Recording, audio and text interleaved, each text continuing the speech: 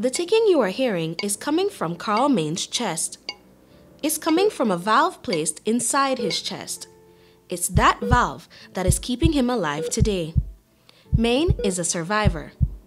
About 10 months ago, the 61-year-old began experiencing pain in his chest and a shortness of breath. He sought medical advice and was told that he would need to undergo heart surgery to fix the issue. Meighan was scared. Now for me it was very a bit scary because I had lost my brother during the same surgery similar to that, but the only difference was that he did his surgery in Los Angeles, California, just 6 months before I was diagnosed. So when I mentioned it to my woman and family members, he sent up some red flags. Like, you sure? And where are you? So where are you going to do it? I tell them, well, I'm going to do it at KHMH. The word surgery is alarming enough, but heart surgery, that would scare even the bravest soul. But despite his anxiety about the procedure, Meighan knew he couldn't continue living in that condition. He recognized that he needed to undergo surgery for the sake of his future and that of his family. What was like the breaking point for you that really made you think, I have to try and do it? Well,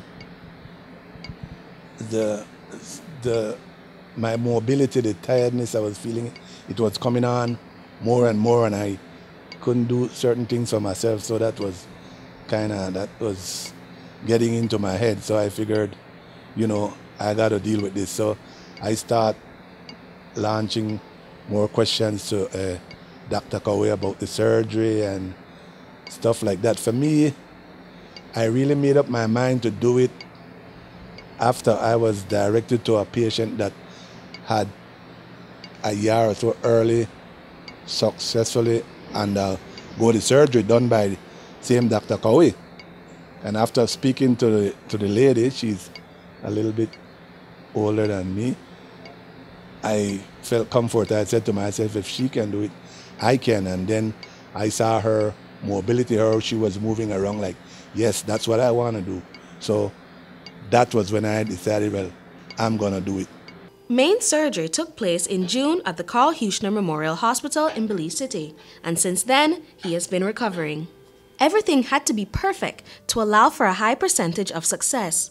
That is why anesthesiologist Lydia Blake and her colleagues had to properly prepare for this life-saving surgery. I remember we had to cancel him the first month because of the same breathing problem he had. And the day before we did it, I went to visit him with my anesthesiologist that comes, Dr. Rice, that came for doing the surgery. Because I told him this is one of my patients that I really need us to put all our eyes and teeth together, because he has everything and he will be a challenge. And he was a challenge for me just in the intubation.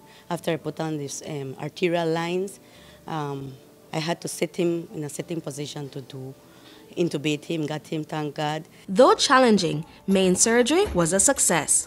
Blake says that Meighan was one of the most difficult cases she's experienced in her 11-year career. I just went on my knees and I thank God. I say, these are the things that make me want to continue to be part of the cardiac team. And not just the cardiac team, but working in KHMH. Because we do miracles every day here. Despite everything, we come and we give our all and we do. And the greatest satisfaction is when I see those patients walking out there and remembering me and calling me, "Hi, Nurse Blake." And it is because of the nurses and doctors at the KHMH that Meighan is now able to walk around his house, laugh, and be with his family. For that, he is grateful. A procedure like this is not unusual for the team at the KHMH. Meighan is around the 70th open heart surgery patient whose life has been saved by the doctors and nurses. The most important thing is that he had the opportunity to have the procedure done here in Belize, to be around his family in very close support.